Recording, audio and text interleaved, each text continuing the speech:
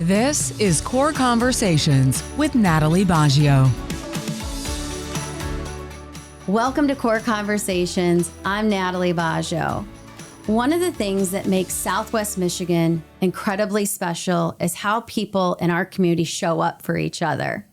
And I have Dr. Melinda Gruber here with me today to share with everyone on how she helps support our community and how they show up every day to support healthcare here in Southwest Michigan.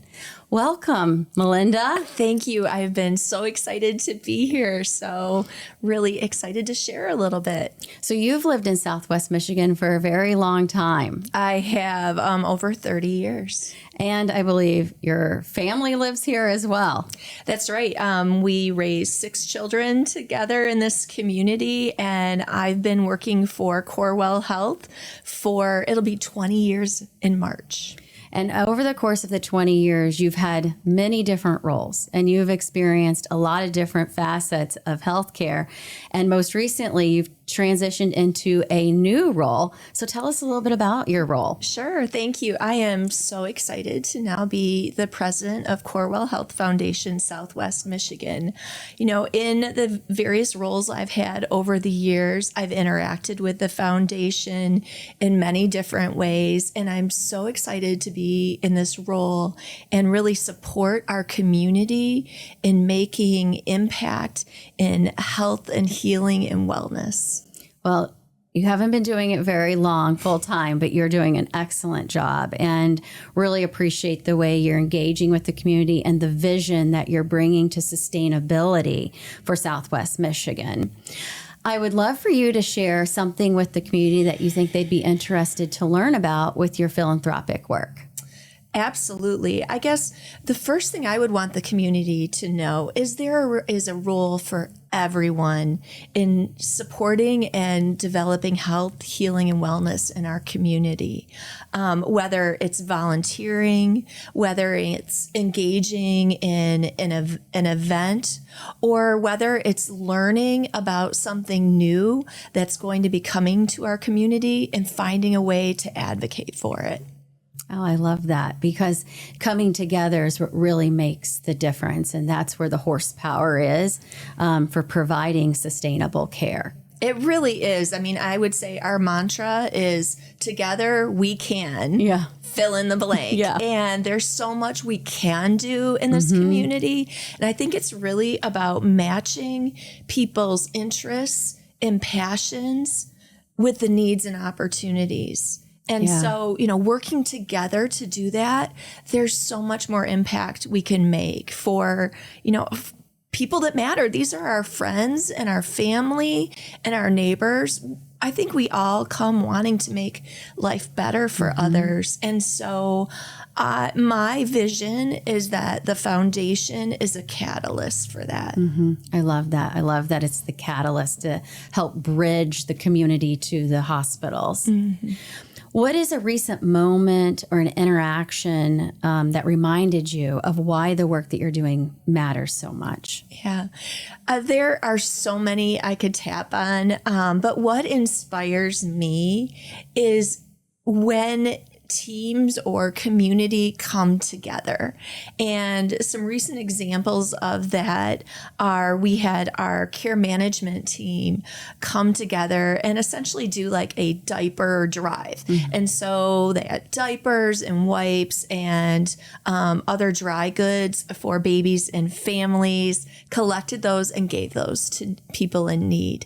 Another example of kind of in that same theme is our St. Joe Surgical team raised over $700 to then buy food and other essentials for families over the Christmas holidays. Well, that's so nice. And that's a great example of the community coming together and making a difference in people's lives. Yeah. And I could just keep going as we're talking. A couple other examples. And we've had donations to our patient assistant fund. And as a result of that, we were able to give a sum of money to our home care organization to use with patients who have needs within their homes. So examples of that are buying grab bars or building a ramp or having other equipment in the home so that individuals are able to remain in their homes when maybe otherwise they couldn't. Another example of that I'm really excited about is our health system is investing in upgrading our behavioral health unit. And we know how important healthcare is, or how important mental health is in our community. And having a behavioral health unit here in our community where people don't need to, leave and go hours away for that level of care is really special. And the fact that our healthcare system is investing in it is really special. But already we've had over $500,000 in donations and commitments from the community to further enhance that behavioral health unit with environmental enhancements, with technologies and innovations, and further training for our team members. So just so many examples of how when we come together, we can make life better. Yeah, and I love a lot of those examples, and I'm really excited about the new behavioral health unit and bringing people together makes a huge difference. And, mental health specifically is a huge need, not just in our community, but nationally. And we're so fortunate that we've had the community rally around us to be able to provide those services and enhance those services here locally. Right. So thank you for your leadership and making that a reality. Well, it's inspiring to see people come together to do that. And I do want to note that people may not realize, but 100% of gifts that go to our foundation in Southwest Michigan stay locally for the purpose intended. And I think it's just important to, spread the word about that. We are a local foundation making 100% local investment. I love that. That's a great reminder to share. Yeah. So as you've stepped into this role, I know you've really engaged your board on reimagining the foundation and the philanthropic work. What is something that you'd want to share with the community that you and the board want to bring to life over the course of the next year? Yeah.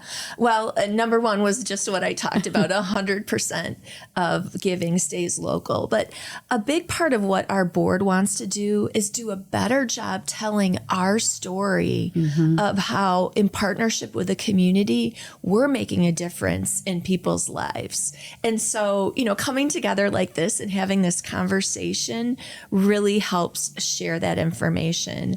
I think also our board would want people to know that there's so many opportunities to get involved, whether it's volunteering, whether it's giving, whether it's encouraging people to get the care they need. Everyone in our community can have a role in that, making life better for people. Yeah.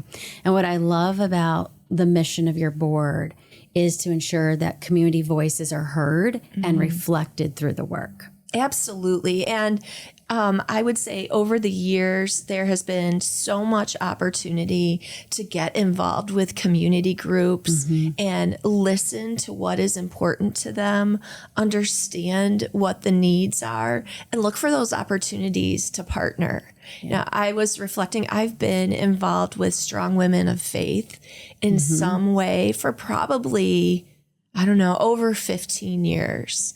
And they were a support to me during my own breast cancer journey. But that is an example of a community organization that will speak up and talk about the needs and also be engaged with us and how we can work together on solutions. Yeah, great example. So what is something you'd want to leave the community with, a 20-second message about the future of giving and support? I would say to the community, there are so many ways for you to get involved. And hope and healing is a great feeling to give to others. So when you think about giving in our community, I encourage everyone to find a way to look around at your friends and neighbors and family and be involved in making life better. Yeah. Well, it's been a pleasure being able to speak with you today and listen to all the great work that's happening. And thank you for sharing that with our community. Thank you. Really excited to be here. Thank you for joining today on Core Conversations.